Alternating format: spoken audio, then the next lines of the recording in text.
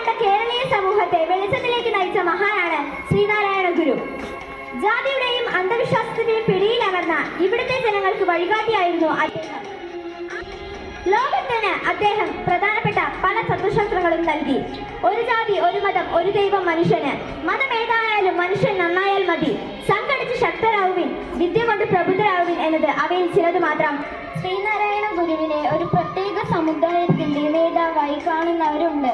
പക്ഷേ അതിലുപരിയായിരുന്നു അദ്ദേഹത്തിന്റെ വീക്ഷണം.